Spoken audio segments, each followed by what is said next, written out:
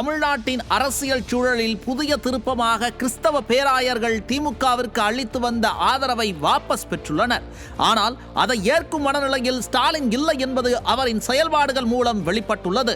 சிறுபான்மையினரின் வாக்குகள் சிதறக்கூடும் என உளவுத்துறையும் வாக்கு கேட்டு சென்று அடித்து விரட்டப்பட்ட திமுக வேட்பாளர்களும் தலைமைக்கு எச்சரிக்கை கொடுத்ததாக கூறுகிறது அறிவாலய வட்டாரம். சிறுபான்மையினரின் வாக்குகள் சிதறக்கூடும் என்ற அச்சம் திமுக வட்டாரங்களில் அதிகரித்துள்ளதாக கூறுகிறார்கள் விவரம் அறிந்தவர்கள்.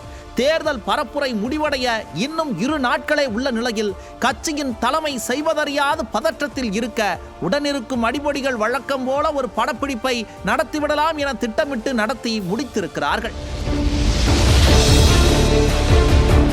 அந்த வகையில் திமுக தலைவர் ஸ்டாலின் சிறுபான்மையினரின் ஆதரவை பெற சென்னையில் ஞாயிற்றுக்கிழமை தேவாலயங்களில் பிரார்த்தனைகளில் ஈடுபட்டவர்களை அவசரமாக அழைத்து வந்து போட்டோ ஷூட் நடத்தி இருப்பதாக விமர்சனங்கள் எழுந்துள்ளன. குறிப்பாக 10 பாதிரியார்களை படப்பிடிப்பிற்காக அழைத்து வந்ததாக அரசியல் வட்டாரங்களில் பேசப்படுகிறது. கிறிஸ்தவ சிறுபான்மையினரின் வாக்குகள் சிதறி தோல்வியை சந்திக்க போவது உறுதியாக இருப்பதால் ஸ்டாலின் பதறிவிட்டதாக கூறுகிறார்கள் அறிவாலய வட்டாரங்கள்.